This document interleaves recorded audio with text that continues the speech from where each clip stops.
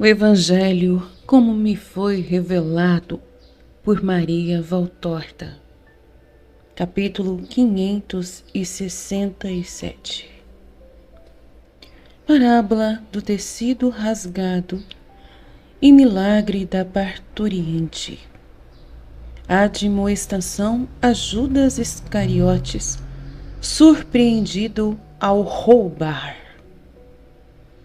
Valtorta descreve a longa visão do dia 15 de fevereiro de 1947. Jesus está com as discípulas e os 2 apóstolos sobre uma das primeiras ondulações do monte. Do outro lado de Efraim, Joana não trouxe consigo nem os meninos, nem Esther. Penso que eles já tenham sido mandados com Jonatas para Jerusalém. Por isso é que estão aqui somente estes. Além da mãe de Jesus, Maria de Cleofas, Maria Salomé, Joana, Elisa, Nique e Susana. Ainda não estão presentes as 2 irmãs de Lázaro.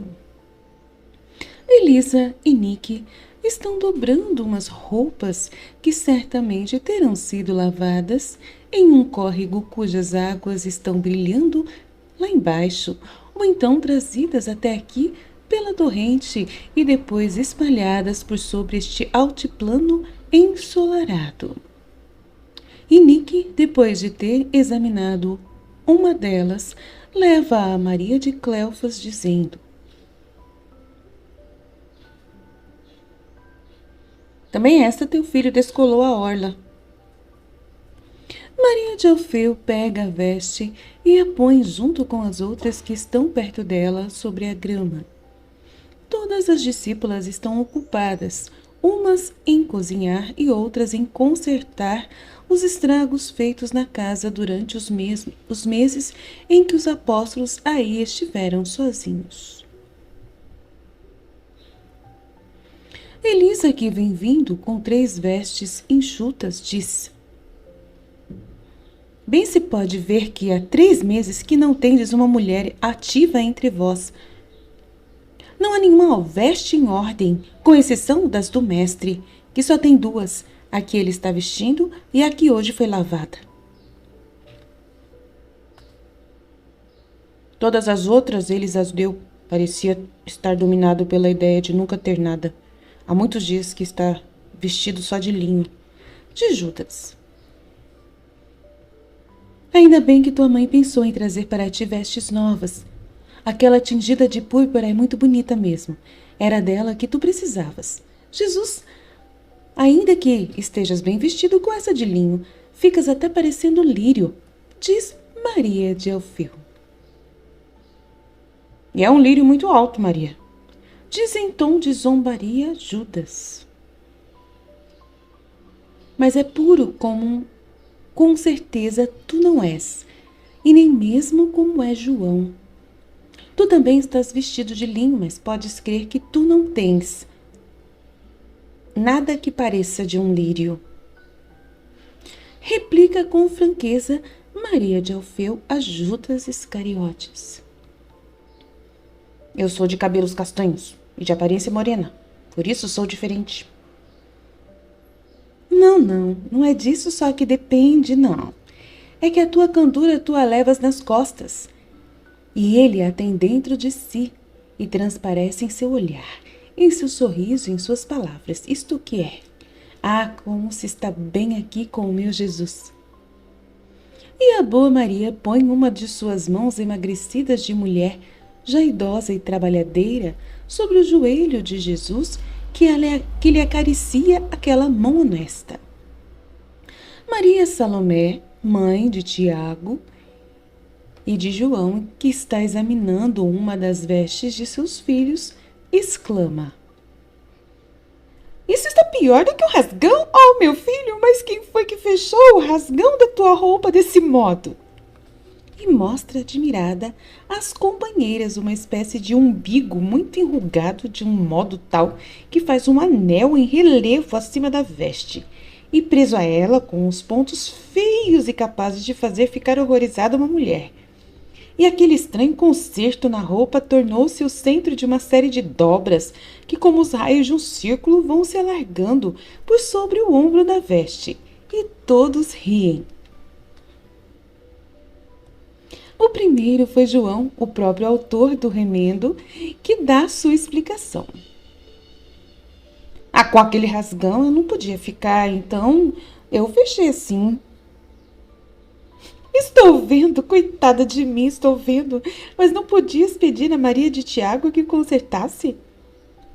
A pobre mulher está quase cega, e além disso, o pior era que não se tratava de um rasgão, era um verdadeiro buraco.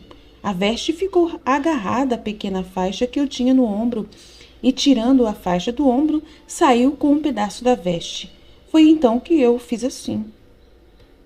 Estragaste tudo, filho, pois seria preciso. Ela examina a veste, sacode a cabeça e depois diz: eu esperava poder tirar a orla, mas ela não existe mais. Explica. Sim, mas eu aproveitei para fazer as cordas da minha sacola.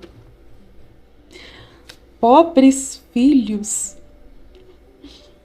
Pobres filhos, como é necessário que nós estejamos perto deles, diz a Virgem Maria, que está remendando a veste não sei de quem.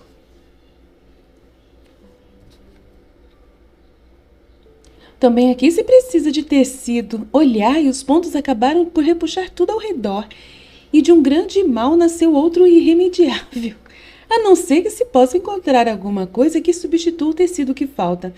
Então veremos ainda, mas ficará passável. Tu me deste o tema para uma parábola de Jesus. E ao mesmo tempo, Judas diz: eu acho que tenho no fundo da bolsa um pedaço de tecido daquela cor.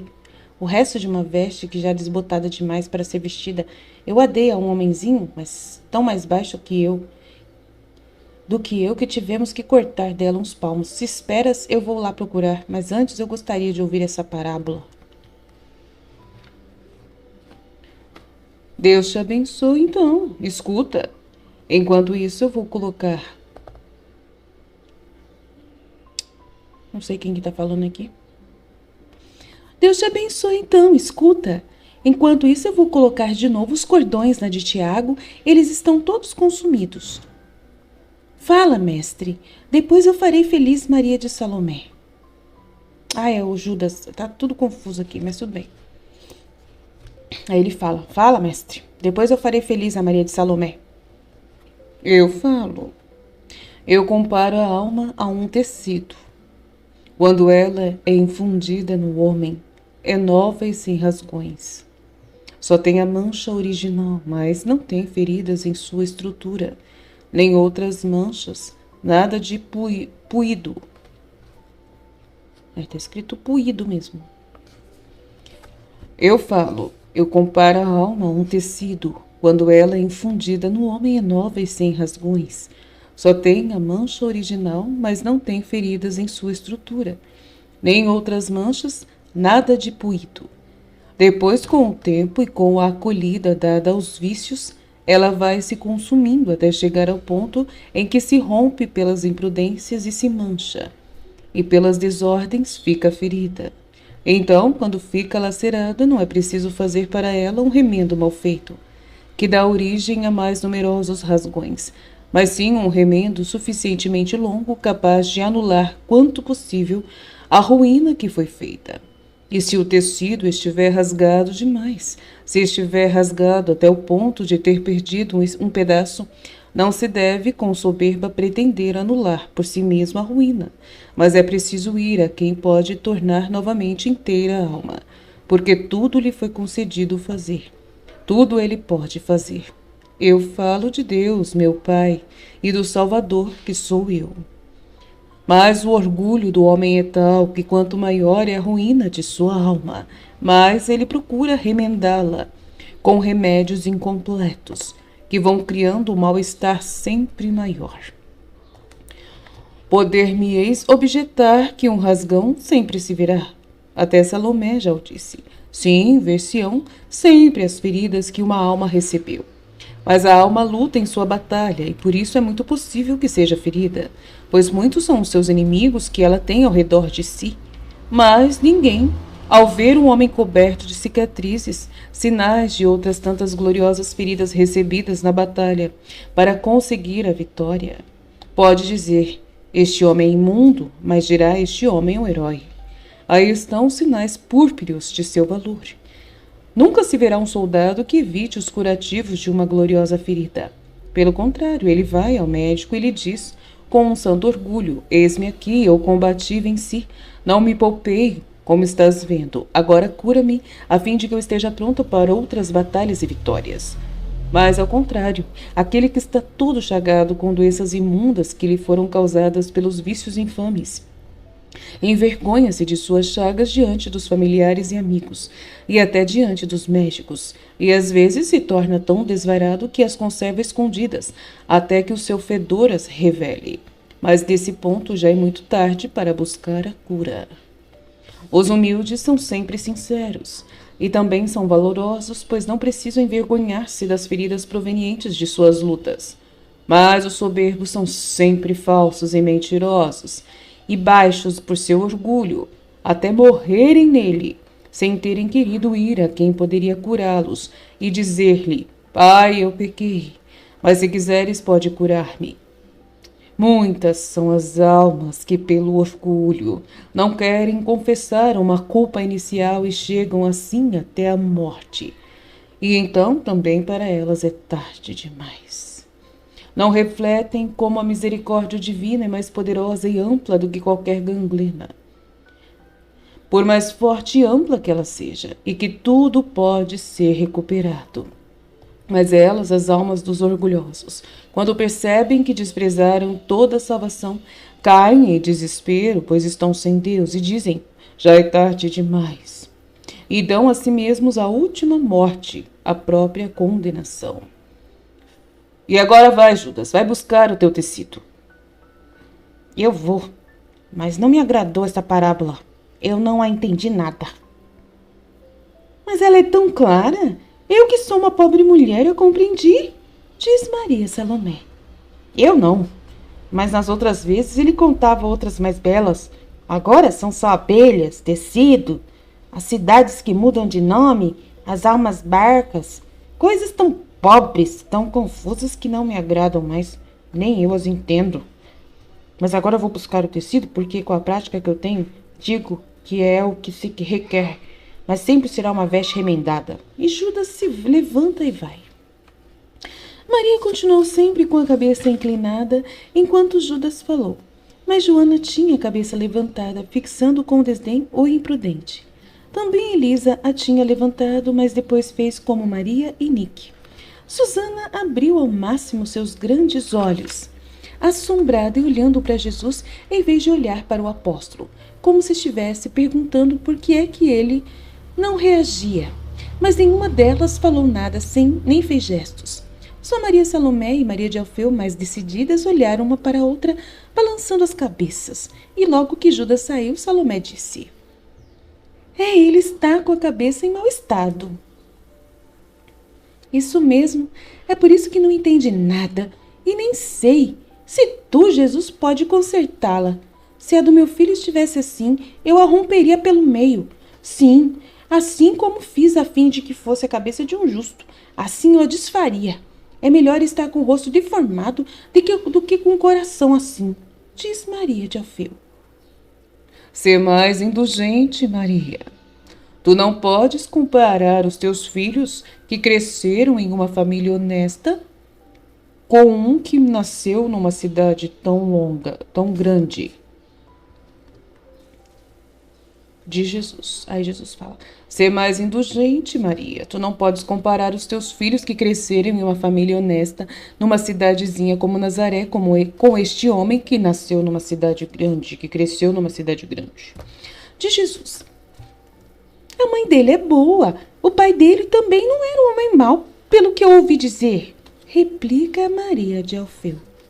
Sim, mas o orgulho era o que não faltava em seu coração. Por isso ele afastou o filho da mãe muito cedo e contribuiu, ele também, para fazer crescer a herança moral que tinha dado ao seu filho quando o mandou à cidade grande de Jerusalém. É doloroso dizer, mas com toda certeza, não é o templo o lugar onde o orgulho herdado possa diminuir. De Jesus. Nenhum posto em Jerusalém, se for algum posto de honra, é apropriado para diminuir o orgulho ou qualquer outro defeito de um homem. Suspira Joana e acrescenta. E também nenhum outro posto de honra, seja em Jerusalém ou Cesareia de Filipe, em Tiberíades ou em outra Cesareia. E continua a costurar rapidamente, inclinando o rosto sobre o seu trabalho mais do que o necessário. Maria de Lázaro é enérgica, mas não tem orgulho, observa Nick. Agora, mas antes era muito soberba, o oposto de seus pais, que nunca foram assim, responde Joana. Quando é que elas virão? Pergunta Salomé. Que venham logo, pois nós daqui a 3 dias devemos partir. Então, trabalhemos depressa, trabalhemos todo o tempo necessário para terminar tudo. Estimula-as Maria de Alfeu. Nós tardamos a vir por causa de Lázaro, mas foi bom, porque Maria foi poupada de muita canseira, diz Susana. Mas tu não te sentes mal ao fazer tão longa viagem? Estás tão pálida e cansada, Maria? Pergunta-lhe Maria de Alfeu, pondo a mão no colo de Maria, mãe de Jesus, e olhando para ela com ansiedade. Eu não estou doente, Maria, e posso caminhar com certeza. Doente não, mas aflita sim, ó mãe. Eu daria 10 ou mais 10 anos de minha vida. Abraçaria todas as dores para poder tornar ver-te de novo como te vi pela primeira vez. Diz Maria, que olha com ela com piedade. Mas o teu amor... eu acho que não, peraí. Quem falou aqui, eu acho que foi um homem que falou. É que a Maria de Alfeu estava falando, aí depois entrou uma pessoa no meio. Então é o João que está falando aqui. Doente não, mas aflita sim, ó mãe. Eu daria 10 e mais 10 anos da minha vida. Abraçaria todas as dores para poder tornar ver-te de novo como te vi pela primeira vez. E olha para ela com piedade. Aí ela fala para João. Mas o teu amor já é um remédio, João. Eu sinto acalmar-se o meu coração ao ver como você ama a minha criatura. Porque não é outra a causa do meu sofrimento. Outra senão vê-lo, não ser amado. Aqui perto dele, estando entre vós, que sois tão fiéis, eu já estou florescendo de novo. Mas com certeza todos esses meses sozinha em Nazaré, depois de tê-lo visto partir já tão angustiado, já tão perseguido e ouvindo todas aquelas vozes. Oh, quanta dor! Estando assim perto, e eu estou vendo e posso dizer... Pelo menos o meu Jesus tem sua mãe que o consola, que lhe diz palavras que fazem esquecer as outras palavras. E vejo também que todo amor ainda não morreu em Israel. E fico em paz, com um pouco de paz, não muita, porque... Maria já não diz mais nada, inclina o rosto que ela tinha levantado para falar com João, e deste nada mais se vê, senão o alto da fronte que está enrubescida por causa de uma emoção muda. E depois 2 lágrimas brilham ao caírem na veste escura que ela está remendando. Jesus suspira ao vê-la chorar e se levanta de seu lugar, indo sentar-se aos pés dela, bem de frente, e deixa cair sua cabeça sobre os joelhos dela, beijando-lhe a mão que está segurando o tecido e ficando como um menino que descansa no seu colo. Maria tira a agulha do tecido para que ela não fira o filho. Depois põe a mão direita sobre a cabeça que está inclinada sobre os joelhos dela e levanta o olhar para o céu, certamente rezando, mesmo sem mover os lábios. Toda a aparência é que ela está rezando. Depois se inclina para beijar seu filho por sobre os cabelos, perto da têmpora descoberta. As outras não falam, mas afinal Salomé diz... Como Judas está demorando? O sol já começou a descer e eu não poderei ver bem. Talvez alguém tenha o feito parar. Responde João, que pergunta à sua mãe. Queres que eu vá chamá-lo? Farias bem, porque se ele não tiver achado tecido igual, eu encurtarei as mangas, pois já vem aí o verão e no outono te prepararei outra veste, já que com esta não se pode mais andar, e com o pedaço cortado eu arremendarei aqui. Para ir pescar ainda estará boa, porque certamente depois do Pentecostes voltareis para a Galileia. Agora eu me vou, diz João, e sempre gentil pergunta às outras mulheres. Tendes vestes já prontas para que eu possa levar para as nossas casas? Se as tiverdes, podem me dar. Assim, ao voltardes, tereis menos peso para transportar. As mulheres recolhem tudo o que foi consertado e o entregam a João, que já ia se virando para ir embora, mas tem que parar de repente ao ver que vem vindo ao encontro deles Maria de Tiago. A boa velhinha vem vindo tão depressa quanto lhe consentem os seus muitos anos e grita para João. O mestre está aí? Sim, mãe, que queres? A mulher continua a correr e responde. Ada está mal, muito mal, e o marido quereria consolá-la chamando Jesus. Mas depois que aqueles samaritanos foram tão maus, ele não ousa. Então eu disse, tu não o conheces ainda, eu vou e não me dirás que eu não vá. A velhinha está ofegante pela corrida e pelas subidas. Não corras mais, eu vou contigo. Ou melhor, eu vou à tua frente. Tu nos acompanharás com um passo mais moderado, não corras. Já estás idosa, mãe, para essas corridas. Diz-lhe Jesus. E depois diz a sua mãe e às discípulas. Eu fico no povoado. A paz esteja convosco. Ele pega João por um braço e desce com ele rapidamente. A velhinha retomando o fôlego, bem que o seguiria depois de ter respondido às mulheres que a interrogavam. Só Rabi a pode salvar, senão ela morrerá como Raquel. Ela já está perdendo a temperatura e as forças e se contorcendo com convulsões dolorosas. Mas as mulheres a entretêm dizendo-lhe. Mas já experimentaste colocar tijolos quentes por baixo dos rins? Não, é melhor enrolá-la em tecidos de lã embebidos em vinho de aroma, mas quente se puder, que se puder. Para mim, através de Tiago, fizeram bem as unções de óleo e depois os tijolos quentes. Fazei que ela beba bastante.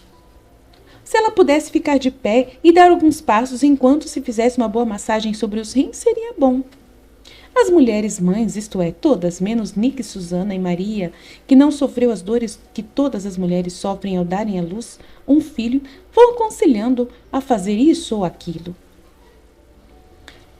Tudo se experimentou, mas os rins dela já estão cansados demais. É o seu 11º filho. Agora eu vou, já posso respirar. Rezai por aquela mãe que o Altíssimo a conserve viva até que o Rabi chegue.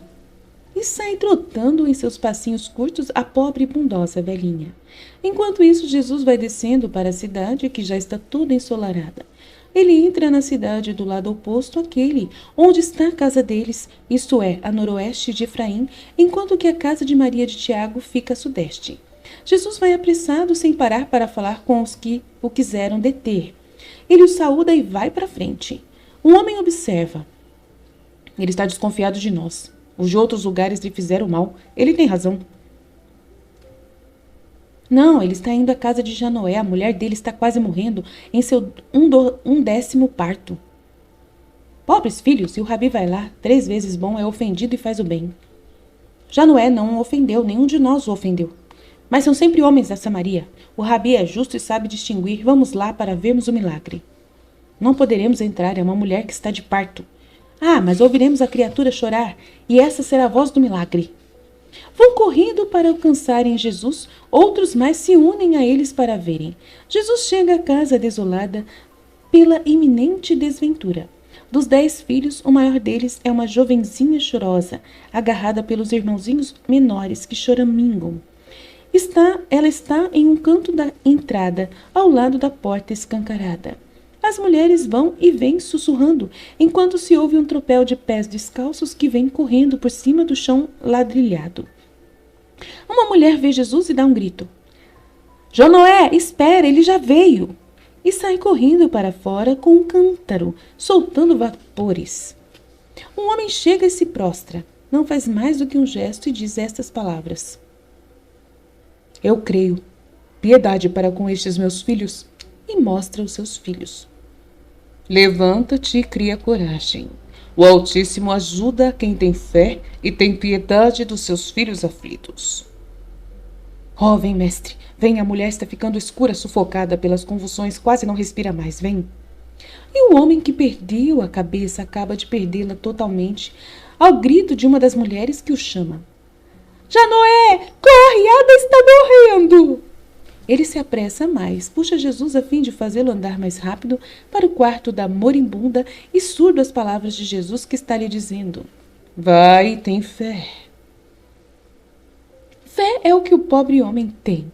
O que lhe falta é a capacidade de entender o sentido daquelas palavras, o sentido oculto que já é a certeza do milagre. E Jesus, puxado e arrastado, vai subindo pela escada que está a uns 3 metros da porta aberta e permite ver um rosto já exangue, já lívido e contrafeito pela máscara da agonia. As mulheres não têm coragem de fazer mais nada, por isso tornam a cobrir a mulher até junto ao queixo e ficam olhando. Elas estão como que petrificadas à espera do momento fatal. Jesus estende os braços e grita: Eu quero! E se volta para sair. O marido, as mulheres, os curiosos que se haviam aglomerado ficam decepcionados, pois eles talvez estivessem esperando que Jesus fosse fazer coisas maravilhosas, que o menino nascesse instantaneamente. Mas Jesus, abrindo o caminho e fitando-os no rosto, à medida que vai passando por diante deles diz: Não duvideis, mas um pouco de fé, um momento. A mulher tem que pagar o amargo tributo do parto, mas está salva.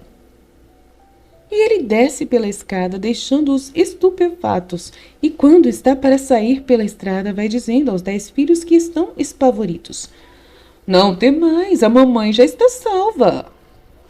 E ao dizer isso, vai passando a mão pelos rostinhos espantados, quando um grito alto ecoa pela casa e se espalha até a estrada, a qual está chegando também no mesmo momento Maria de Tiago, que diz: Misericórdia! Pois aquele grito parece um sinal de morte. Não temas, Maria, mas vá lá logo que verás nascer o pequenino. Já lhe voltaram as forças e as dores, mas daqui a pouco haverá alegria. E Jesus põe-se a caminho com João. Ninguém o acompanha, porque todos querem ver realizar-se o milagre. E outros correm para casa, porque se espalhou a notícia de que o rabi foi salvar Ada. E assim Jesus, encaminhando-se para uma ruazinha secundária, pode dirigir-se sem obstáculos para uma casa em que ele entra, chamando: Judas! Judas! Mas ninguém responde. Ele foi lá para cima, mestre. Nós também podemos ir para casa. Eu coloco aqui as vestes de Judas, de Simão e do teu irmão Tiago. Depois colocarei as outras de Simão Pedro, de André, de Tomé e de Felipe na casa de Ana.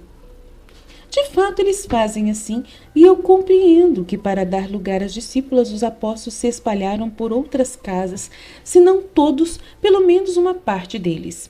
Agora, sem precisarem estar transportando as roupas, lá se vão eles, conversando uns com os outros, para a casa de Maria de Tiago, e entram nela pelo portãozinho da horta que está apenas encostado.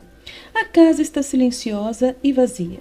João vê no chão uma ânfora cheia de água e, talvez pensando que a tenha deixado ali a velhinha antes de ser chamada para prestar assistência à mulher, apanha e se dirige para o quarto fechado.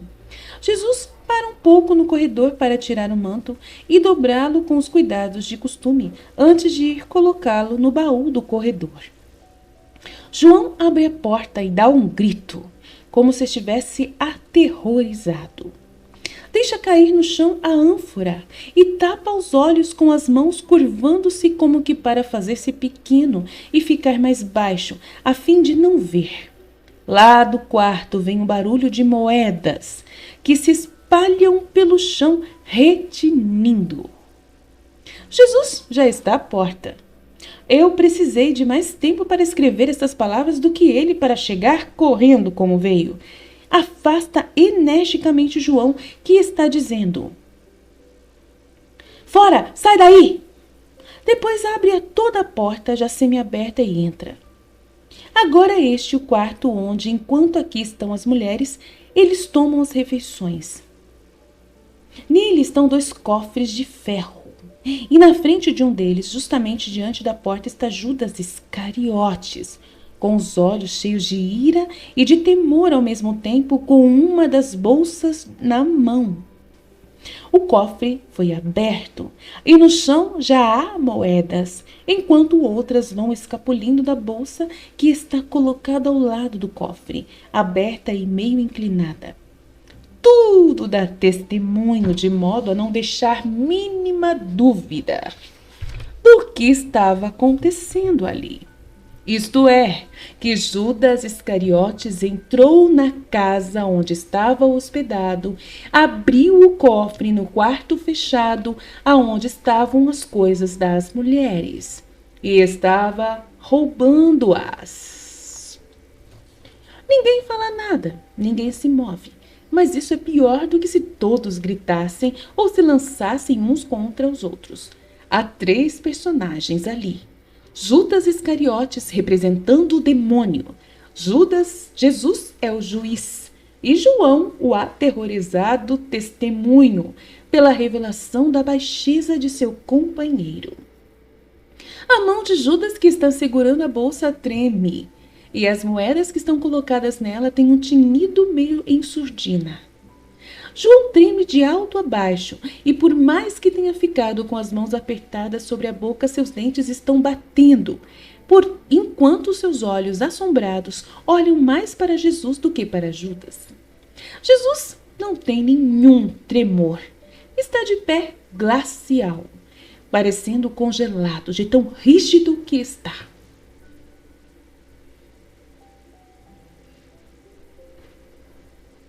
Finalmente ele dá um passo, faz um gesto, diz uma palavra, um passo na direção de Judas Iscariotes.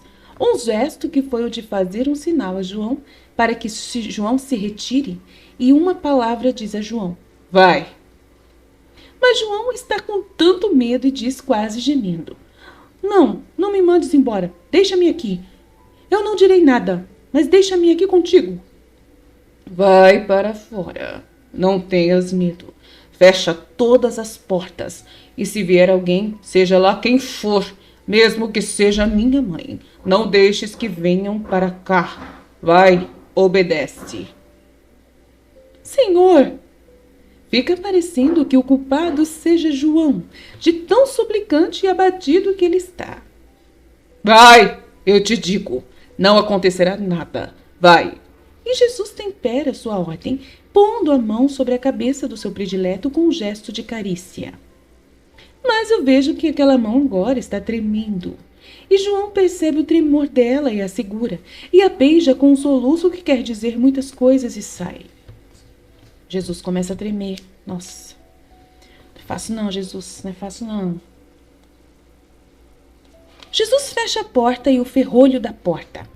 Torna a virar-se a fim de olhar para Judas Iscariotes, que deve sentir-se bem aniquilado, pois não ousa, ele que é tão corajoso, não ousa agora dizer uma palavra nem fazer um gesto sequer. Jesus vai pôr-se exatamente diante dele, andando ao redor de uma mesa que está no centro do quarto. Não sei dizer se ele vai depressa ou devagar. Fiquei muito espantada com o seu rosto para poder saber qual a medida do tempo. Estou vendo seus olhos e fico com medo, como João. O próprio Judas também está com medo e se afasta para ficar com o cofre e uma janela aberta. Entre o cofre e uma janela aberta, cuja luz, que está vermelha pelo pôr do sol, se espalha toda sobre Jesus. Que olhos tem Jesus? Ele não diz uma só palavra. Mas quando ele vê que da cintura da veste de Judas Iscariotes está pendurada uma espécie de gázua, sente um sobressalto. Levanta o braço com o punho fechado como para atacar o ladrão, e de sua boca se ouve o começo de uma palavra: maldito ou maldição. Mas ele se contém, detém o braço e não termina a palavra, tendo pronunciado dela só as 3 primeiras letras. e se limita com um esforço de domínio que o faz tremer todo, abrir o punho e abaixar o braço até a altura da bolsa, que ainda está na mão de Judas, e a arrancá-la, jogando-a no chão, dizendo com voz sufocada, enquanto espezinha a bolsa com as moedas e as espalha com seu furor moderado mais terrível. Fora, sujeira de Satanás, ouro maldito! Veneno da serpente, fora! Judas, que dera um grito sufocado ao ver que Jesus estava quase no ato de amaldiçoá-lo, não reage mais. Mas do outro lado da porta fechada, outro grito ressoa, quando Jesus joga a bolsa no chão, e esse grito de João exaspera o ladrão. E lhe restitui uma demoníaca audácia e o faz ficar furioso. Só lhe falta pular contra Jesus, gritando: Tu puseste um espião, né, para vigiar-me, para me desonrar. Ser vigiado por um rapaz tolo que não sabe nem calar-se, que me envergonhará diante de todos. Mas isso é o que tu querias, afinal. Sim, isto eu também quero. Eu quero isso. Fazer-te expulsar-me, fazer-te amaldiçoar-me. Tudo o que eu tentei para ser expulso. Ele está rouco pela ira e feio como um demônio. Está ofegante como se tivesse alguma coisa que o estivesse estrangulando. Jesus lhe repete em voz baixa, mas terrível: Ladrão, ladrão, ladrão. E termina dizendo: Hoje ladrão, amanhã assassino como Barrabás. Pior do que ele. Ele sopra essas palavras no rosto, pelos seus rostos naquele momento estavam muito perto um do outro, e cada palavra que cada um dizia. Judas, depois de tomar fôlego, diz: Sim, ladrão, e por tua culpa. Todo o mal que eu faço é culpa tua. Tu não te cansas de me arruinares. Tu salvas a todos, dás amor e honras a todos. Acolhes os pecadores. Não te causam nojo as prostitutas. Tratas como amigos ladrões. Os agiotas e os rufiões de Zaqueu. Os acolhes como se fosse o Messias, o espião do templo. Ó estulto que és! E fazes que seja nosso chefe um ignorante. Como nosso tesoureiro puseste um cobrador de impostos, e como teu confidente um tolo. Para mim medes um dinheirinho, não me dás nenhuma moeda. Queres ter-me perto de ti como um galeote, que é obrigado a ficar ao lado do banco do remo. E não queres que nós, eu digo nós, mas na verdade sou eu só, que não devo aceitar óbolos de peregrinos.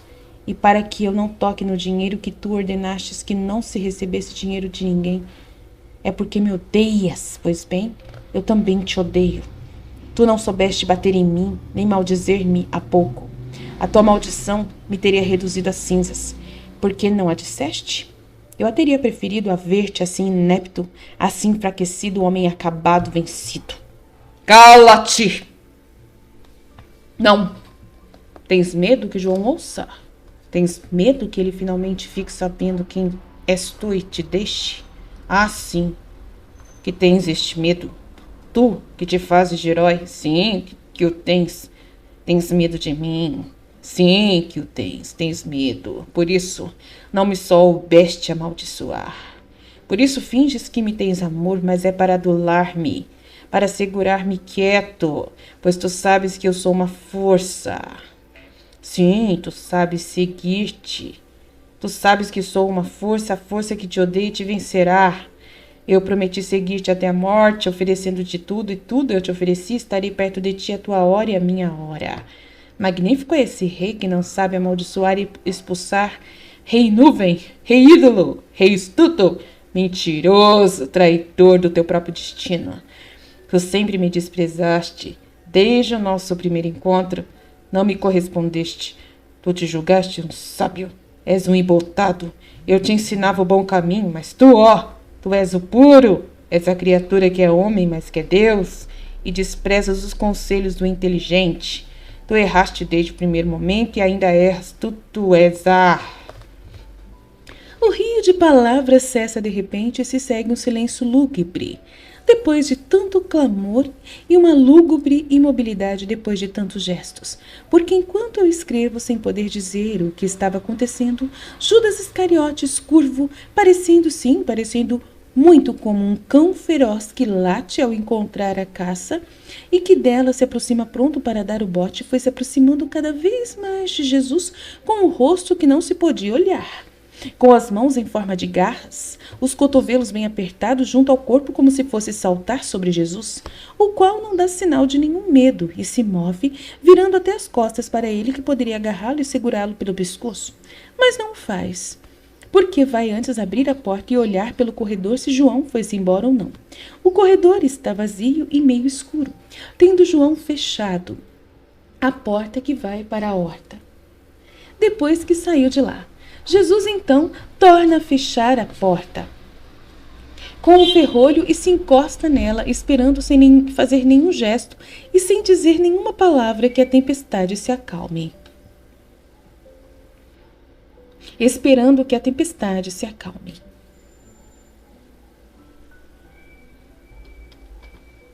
Eu não sou competente, mas creio não estar errada se disser que pela boca de Judas Iscariotes quem falou agora foi o próprio Satanás, e que este é um momento de possessão evidente por Satanás do apóstolo pervertido e que ele já está para cometer o delito, já condenado por sua própria vontade. Até o modo como cessa o rio de palavras deixando fora de si o apóstolo faz-me lembrar de outras cenas de possessão vistas nos 3 anos da vida pública de Jesus.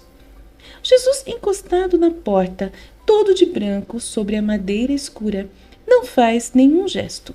Somente os seus olhos poderosos, cheios de dor e de fervor, é que estão olhando para o apóstolo. Se pudesse dizer que os olhos rezam, eu diria que os olhos de Jesus estão rezando, enquanto ele olha para o desgraçado. Porque não é somente um poder dominador o que sai daqueles olhos tão aflitos, mas é também o fervor da oração. Depois, lá pelo fim da falação de Judas, Jesus abre os braços, que estavam estendidos ao longo do corpo, mas não os abre nem para tocar em Judas, nem para fazer gestos na direção dele, nem para elevá-los para o céu. Ele os abre horizontalmente, tomando a posição em que estão no crucifixo, sobre a madeira escura e a parede avermelhada. É aí que da boca de Judas saem devagar as últimas palavras e sai aquele ar que interrompe o discurso. Jesus fica como está, com os braços abertos e olhando para o apóstolo, sempre com aquele olhar de dor e de oração. E Judas, como alguém que acabou de sair de um delírio, passa a mão sobre o rosto suado. Depois fica pensando e procurando lembrar-se de tudo. Cai por terra, não sei se chorando ou não, como se lhe houvessem faltado as forças. Jesus abaixa o olhar e os braços e com voz baixa, mas clara, diz: E então eu te odeio? Eu poderia atacar-te com o pé, achatar-te, chamando-te de verme. Poderias amaldiçoar-te assim como te livrei da força que te fazia delirar agora. Tu pensavas que era uma fraqueza a minha impossibilidade de amaldiçoar-te. Oh, não era fraqueza. É que eu sou o Salvador e o Salvador não pode amaldiçoar. Ele pode somente salvar e quer salvar. Tu disseste, eu sou a força que te odeia e que te vencerá. Eu sou a força, aliás, sou a única força. Mas a minha força não é ódio, é amor. E o amor não odeia e não amaldiçoa nunca. Eu sou verdadeira força. A força poderia até vencer as batalhas individuais, como entre mim e ti, entre mim e Satanás que está em ti, e acabar com o teu patrão para sempre, como eu fiz agora, transformando-me no sinal que salva, no tal que Lúcifer não pode ver.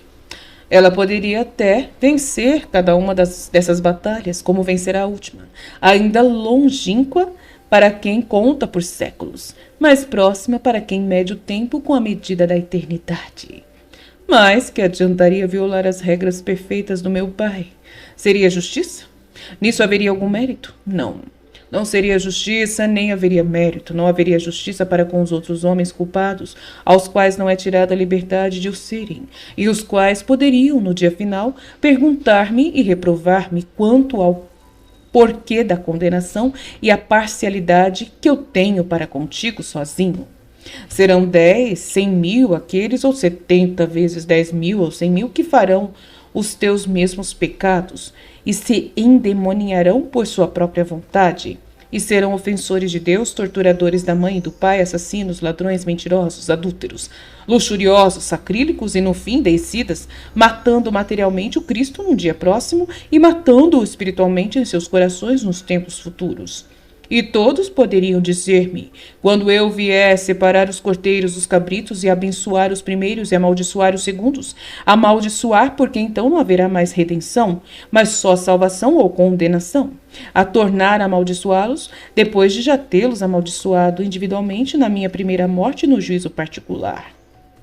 Porque o homem, tu sabes, pois me ouviste dizê-lo centenas e milhares de vezes, porque o homem pode salvar-se enquanto dura a vida.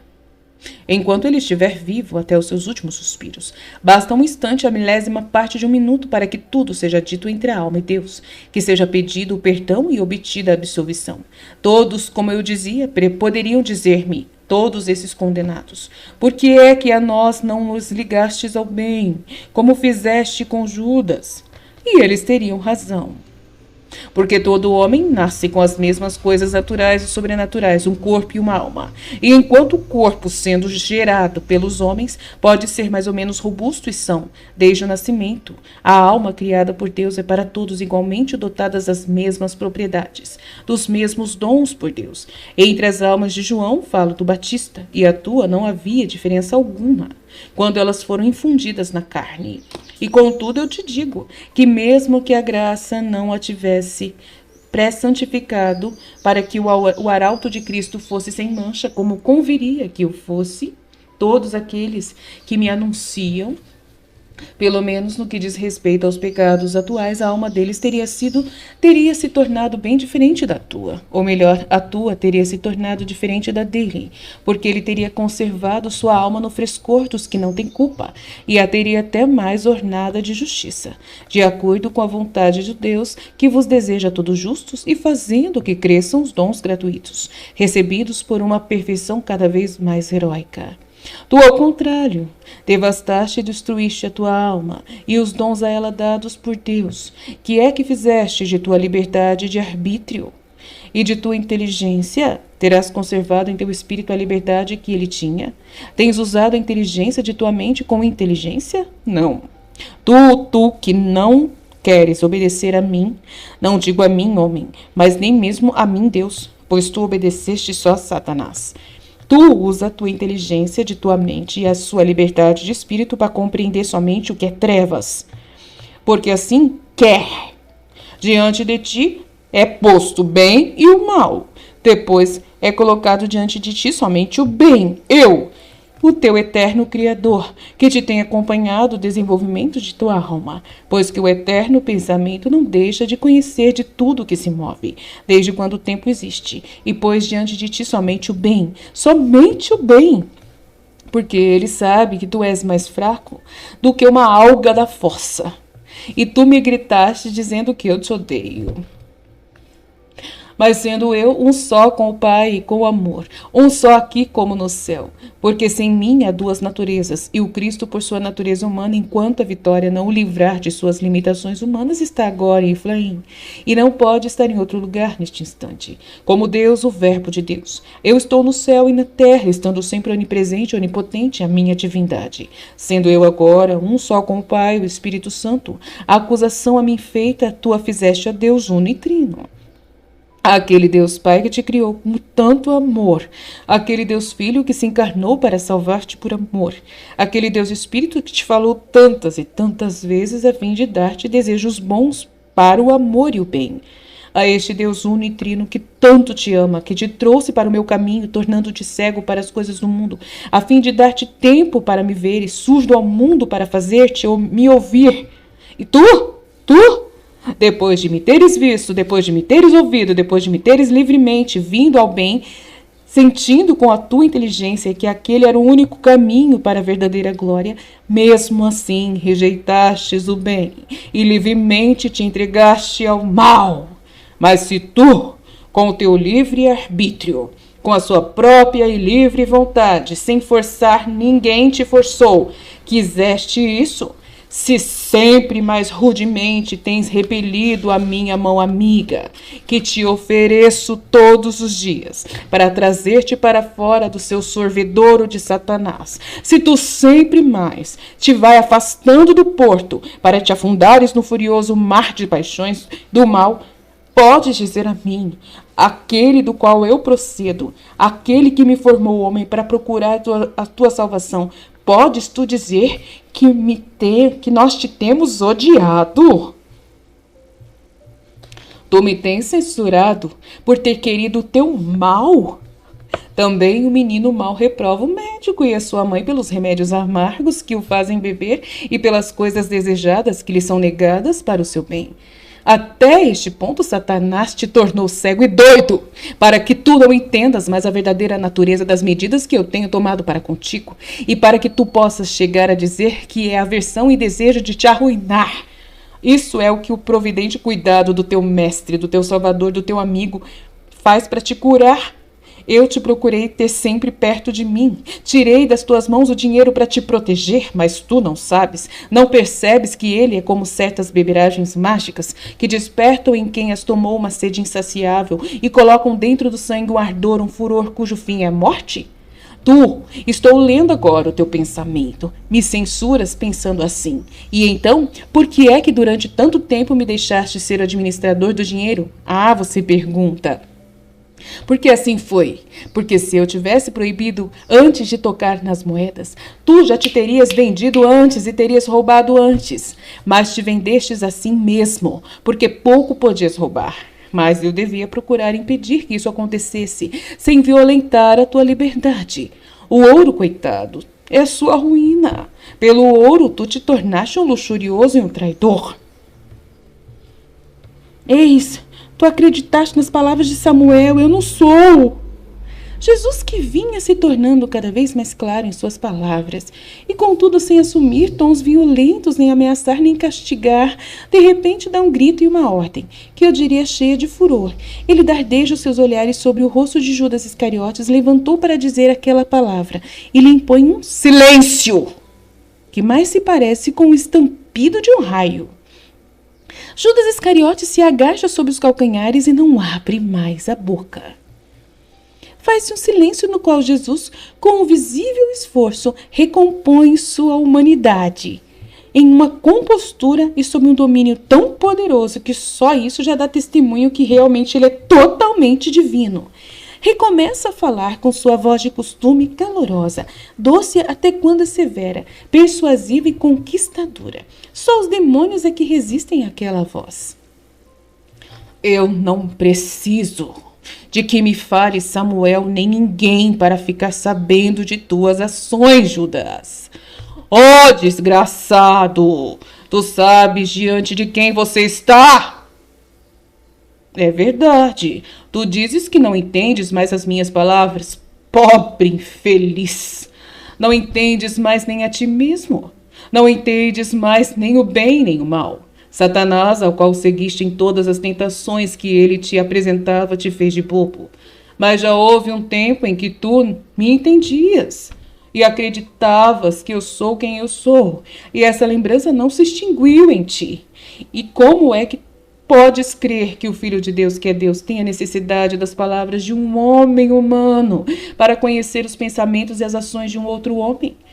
Tu ainda não estás tão pervertido a ponto de não creres que eu seja Deus. E nisso está a tua maior culpa.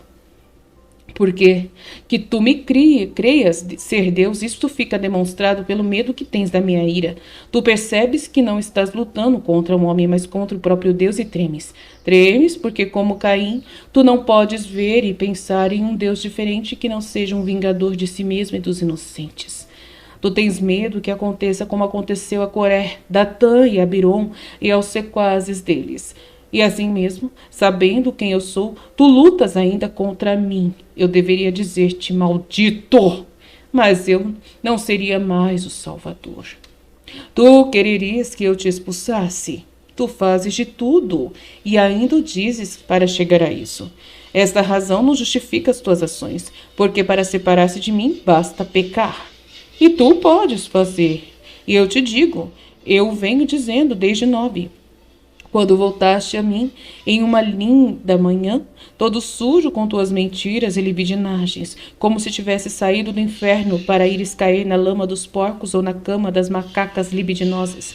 Eu tive que fazer um esforço contra mim mesmo para não te repelir com a ponta da sandália, como um farrapo nojento, e para vencer a náusea que me incomodava, não somente em meu espírito, mas até em minhas vísceras. Eu sempre te disse isso, mesmo antes de aceitar-te, mesmo antes de vir para cá. Portanto, foi para ti mesmo, para ti somente, que eu fiz aquele sermão. Mas tu sempre quiseste ficar para a tua ruína e para a minha maior dor. Mas já pensas e o dizes, ó herético chefe de muitos dos que virão, que eu sou superior à dor. Não, somente sou superior ao pecado. Somente ao pecado eu sou superior. Somente à ignorância é que eu sou superior. Ao pecado porque eu sou Deus. E à ignorância porque não pode haver ignorância na alma que não é lisada pela culpa original. Mas eu te falo como homem e como Adão Redentor que veio reparar a culpa do homem. Do Adão pecador, a fim de mostrar como teria ficado o homem se tivesse permanecido como foi criado inocente.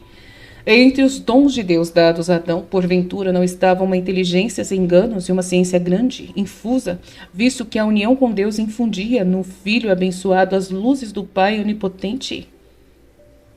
Eu, o novo Adão, estou acima do pecado por minha própria vontade. Um dia, em um tempo que já vai longe, tu ficaste surpreso que eu tivesse sido tentado e me perguntaste se eu nunca havia caído. Tu te lembras? E eu te respondi, sim, como podia responder-te, porque tu até então eras assim, um homem decaído a tal ponto que era inútil pôr diante de teus olhos as pérolas preciosas das virtudes do Cristo. Não terias compreendido o valor dessas virtudes e as teria trocado por pedras, tal era a grandeza excepcional delas. Também no deserto eu te respondi repetindo as palavras que te havia dito naquela tarde, indo para Getsemane.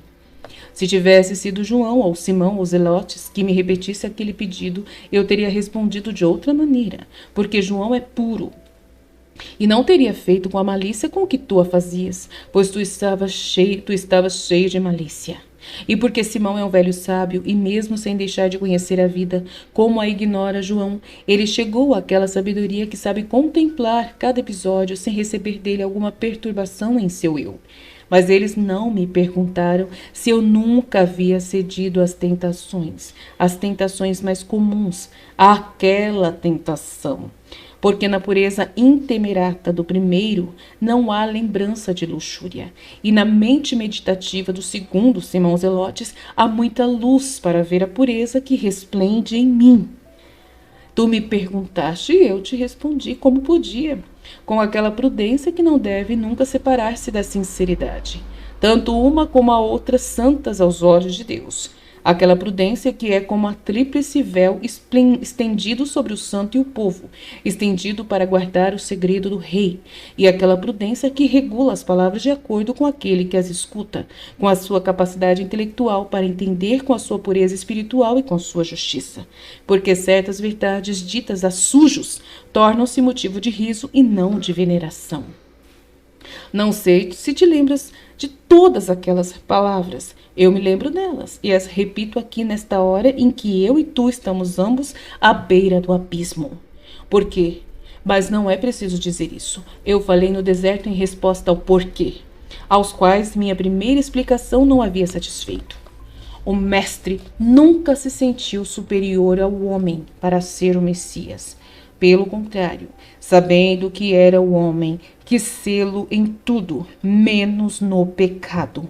Para sermos mestres, precisamos ter sido alunos. Como Deus, eu sabia tudo.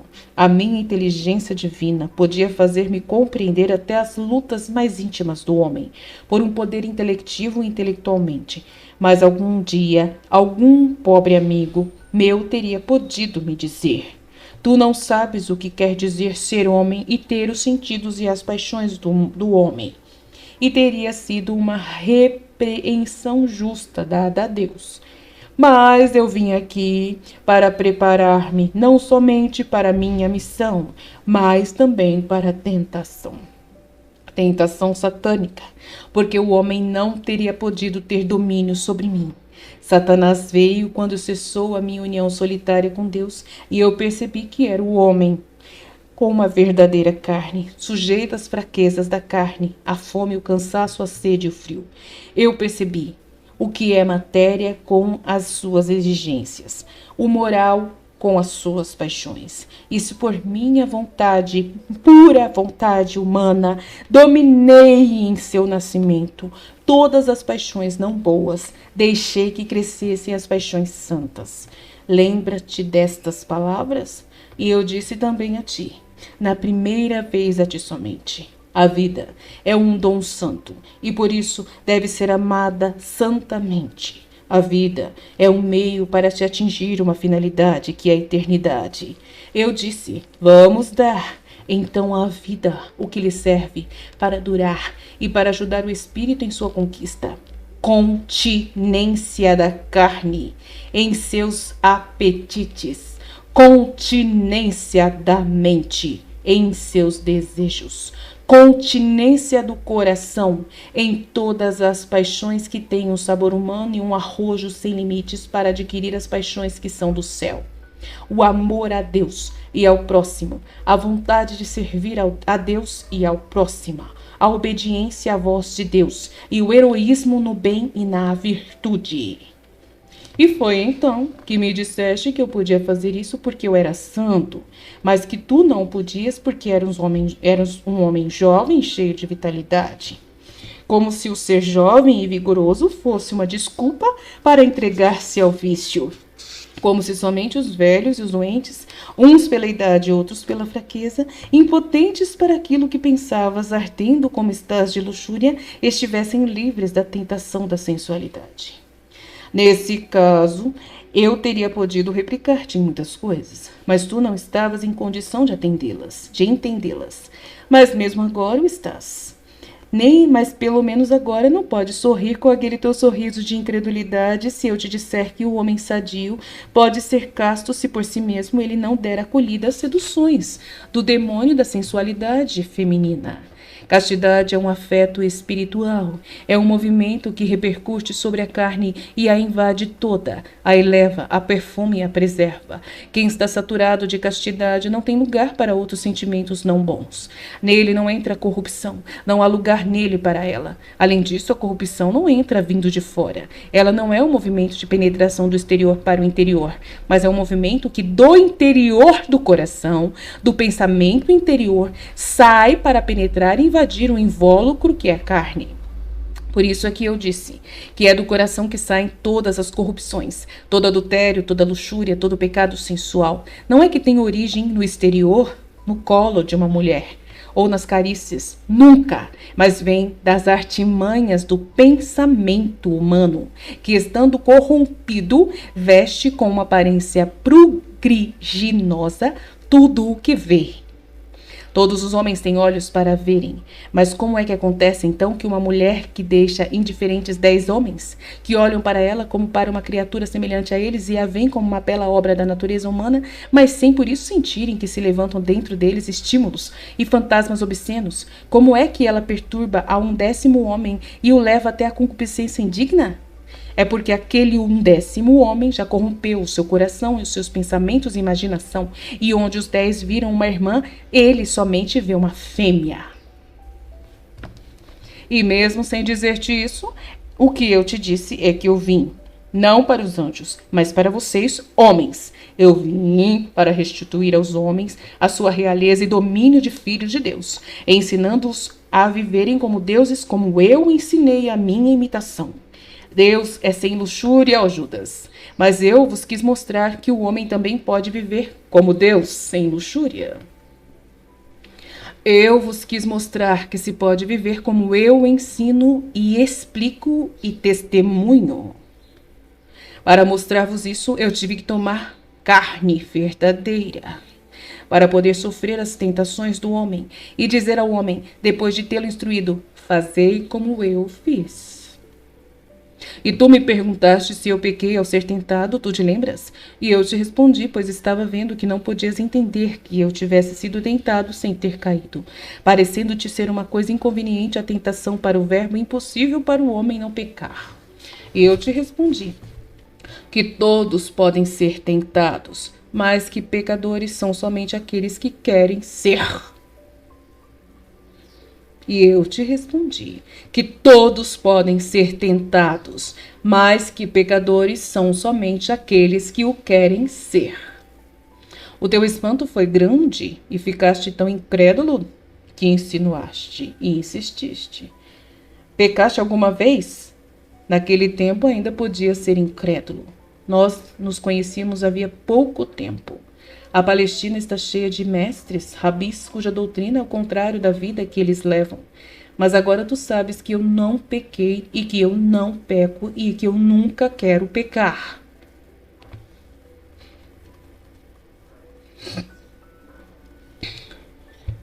Tu sabes que a tentação, por forte que seja, torna o homem são, viril, um vivente entre os homens, rodeado por eles e por Satanás, mas não me perturba até o ponto de eu pecar. Mas ao contrário, toda a tentação, ainda que tentar repeli-la, aumentasse a virulência dela, porque o demônio a fazia ficar sempre mais forte para vencer-me, era para mim uma vitória maior. E isso não somente quanto à luxúria, turbilhão que me havia rodeado, sem poder abalar nem arrancar a minha vontade. Então, repetir. Mas agora tu sabes que eu não pequei e que eu não peco e nunca quero pecar. Tu sabes que a tentação, por forte que seja, torna o homem são, viril, mais forte. Um vivente entre os homens, rodeado por eles e por Satanás. Mas não me perturba até o ponto de eu pecar. Mas, ao contrário, cada tentação, ainda que tentar repeli-la, aumentasse a virulência dela, porque o demônio a fazia ficar sempre mais forte para vencer-me, era para mim uma vitória maior. E isso não somente quanto à luxúria, turbilhão que me havia rodeado, sem poder abalar nem arrancar a minha vontade. Não há pecado lá onde não há consentimento na tentação. Judas. Não há pecado, não há pecado, não há pecado. Guardem isso, gente. Não há pecado lá onde não há consentimento na tentação, Judas. Mas já há pecado lá onde, mesmo sem consumar o ato, se acolhe e se fica contemplando com gozo a tentação.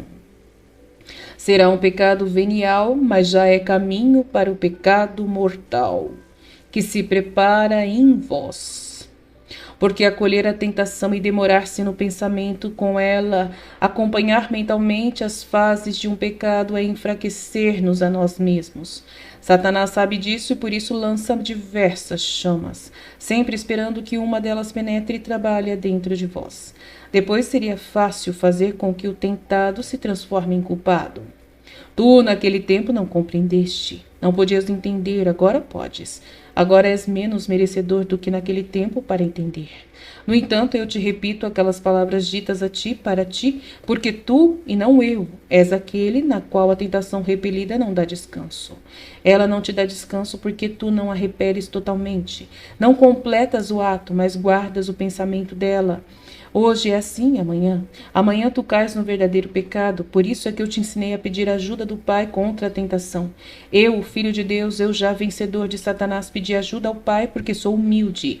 Tu não pediste a Deus a salvação, a preservação. Tu és soberbo e por isso vais te precipitando no abismo. Lembras-te de tudo isso? E agora? Podes compreender o que vem a ser para mim o verdadeiro homem com todas as reações do homem? O que é estar te vendo assim, luxurioso, mentiroso, ladrão, traidor e homicida? Sabes que esforço tu me impões para tolerar-te perto de mim?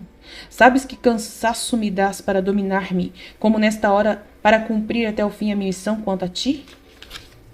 Outro homem qualquer já te teria pegado pelo pescoço, ao ver que és um ladrão a arrombar e apanhar moedas, sabendo que tu és o traidor e mais do que um traidor, eu te falei. Ainda te falei com piedade. Olha, agora não é verão, mas pela janela Vem entrando a brisa fresca da tarde. E, no entanto, eu estou suando como se tivesse ficado cansado pelo mais rude dos trabalhos. Mas não fazes ideia do que isso me custa, nem do que és. Queres que eu te expulse? Não, nunca.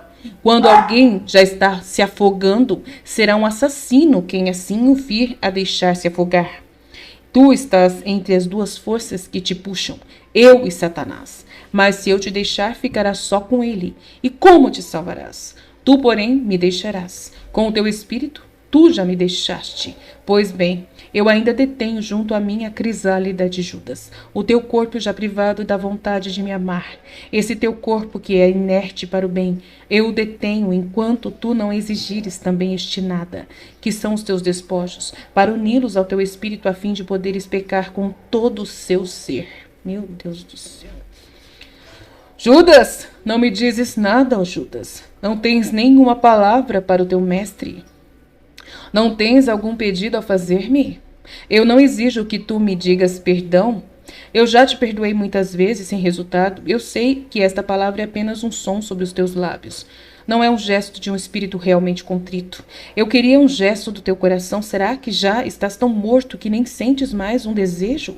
Fala, tens medo de mim? Oh, se eu tivesses pelo menos isso. Mas não me temes. Se tu me temesses, eu te diria as palavras que te disse naquele dia longínquo, no qual falávamos das tentações e dos pecados. Eu te digo que depois do delito dos delitos, se o culpado corresse aos pés de Deus com verdadeiro arrependimento e chorando lhe pedisse o perdão, oferecendo-se para expiação com confiança sem desesperar, Deus o perdoaria e por meio da expiação o culpado ainda salvaria o seu espírito. Judas, mas se tu não me temes, eu te amo ainda. E a este meu amor infinito, não tens nenhum pedido a fazer agora? Não. Ou pelo menos uma só coisa. Que proíba João de falar. Como queres que eu dê uma reparação se eu serei o opróbrio entre vós? E diz isso com altivez. E Jesus lhe responde: é assim que falas? João, não falarás. Não falará, mas tu sou eu que te peço isso. Procura agir de tal modo que nada transpareça da tua ruína. Recolhe aquelas moedas e coloca-as na bolsa de Joana agora. Eu procurarei fechar o cofre com o ferro que usaste para abri-lo. E enquanto Judas, de má vontade, vai recolhendo as moedas que rolaram para todos os lados, Jesus, como se estivesse cansado, se apoia no cofre aberto. A luz vai se apagando no quarto, mas não a ponto de não deixar ver que Jesus está chorando sem fazer barulho, enquanto ele olha para o apóstolo que, inclinado, está apanhando as moedas espalhadas. Nossa, que cena horrorosa. Ai, Jesus, não acredito que o Senhor passou por isso.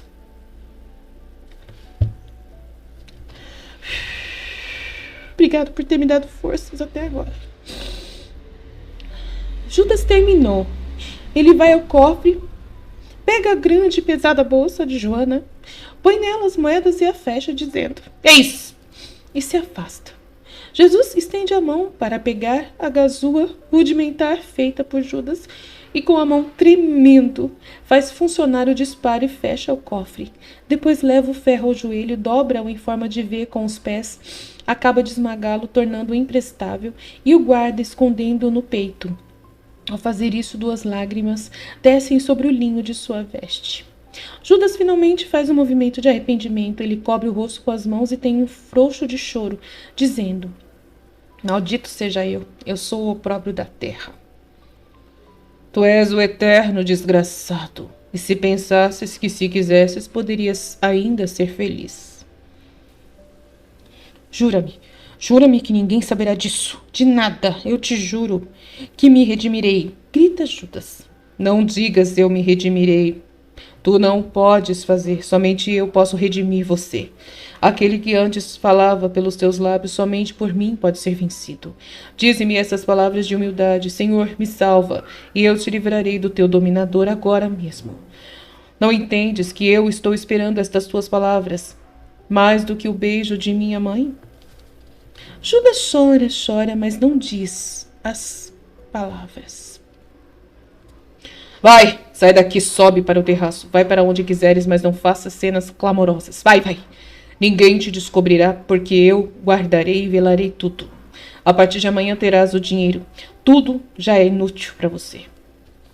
Judas sai sem dizer nada. Jesus, que ficou sozinho, se assenta em uma cadeira perto da mesa e, com a cabeça apoiada sobre os braços cruzados sobre a mesa, chora angustiosamente.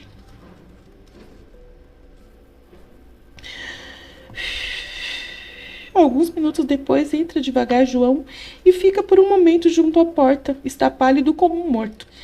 Depois corre até Jesus e o abraça, suplicando: Não chores, mestre. Eu te amo por aquele infeliz. E o põe de pé, o beija, bebe o pranto do seu Deus e chora por sua vez. Jesus o abraça e as duas cabeças loiras, perto uma da outra, trocam lágrimas e beijos. Mas Jesus se domina rapidamente e diz: João, por amor de mim, esquece tudo isso. Eu quero. Sim, meu senhor, procurarei fazê-lo, mas que tu não fique chorando mais. Ah, que dor! E ela me fez pecar, meu senhor. Eu menti, tive que mentir, porque as discípulas vieram. Não antes, vieram aquelas da mulher. Eu te queria para bendizer-te, nasceu felizmente o menino. Eu disse que havias voltado para o monte. Depois vieram as mulheres e eu tornei-me a mentir, dizendo que tu estavas fora e talvez estivesses lá onde nasceu o menino. Não achei outra coisa para falar. Eu estava atordoado. Tua mãe viu que eu estava chorando e me perguntou: o que tem, João? E eu estava agitado. Ela também estava, até parecia que sabia tudo. Eu menti pela terceira vez, dizendo: eu fiquei comovido com aquela mulher, por isso estou chorando. A tudo isso pode levar a uma proximidade com o pecador, a mentira. Absolve-me, Jesus. Fica na paz. Cancela todas as recordações desta hora. Nada, não houve nada, foi só um sonho. Mas e a tua dor? Oh, como estás mudado, mestre. Dize-me isto, só isto. Judas pelo menos se arrependeu? E quem é que pode entender Judas, meu filho? Nenhum de nós, mas tu sim.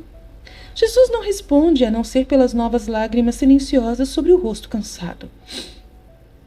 Ele não se arrependeu. João fica aterrorizado. Onde ele está agora? Tu o viste? Sim, ele apareceu no terraço. Olhou se havia alguém e, tendo-me visto sozinho, pois eu estava sentado angustiado debaixo da figueira, desceu rapidamente e saiu pelo portãozinho da horta, e agora eu vim. Fizeste bem. Coloquemos em seus lugares as cadeiras que foram movidas e tu apanha a ânfora, que não fique em nenhum sinal. Ele lutou contigo? Não, João, não. Estás muito perturbado, mestre. Para ficares assim, tua mãe entenderia, sofreria com isso. É verdade. Vamos sair. Darás a chave à vizinha. Eu irei à tua frente por sobre as margens da torrente. Vão rumo ao monte. Jesus sai e João fica para pôr tudo em ordem. Depois, por sua vez, ele sai e entrega a chave a uma mulher que mora perto dali e, sem demora, desaparece por entre as moitas da margem para não ser visto. Tá vendo? Jesus, ele tem que fugir para ninguém perceber os sentimentos dele, porque ele é um homem, 100% homem, que sofre muito, muito mesmo. E aí a gente acha que ele consegue, no piscar de olhos, parar de me sentir as coisas. A mãe dele, ele não queria mostrar os sentimentos dele, não queria que ninguém soubesse. Olha que coisa incrível, gente. Que santo. Meu Deus, que santo, que santo, que santo. É um santo mesmo. É mais do que... Nossa, é um santo. Nossa Senhora. Jesus, o Senhor é maravilhoso demais. Nossa Senhora.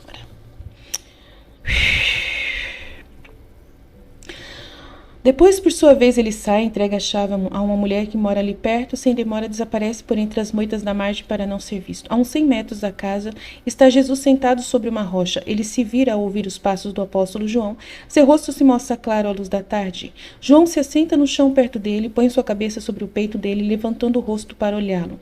Ele vê que o pranto de Jesus ainda está forte sobre as suas faces. Oh, não sofras mais, mestre, não posso ficar vendo-te sofrer.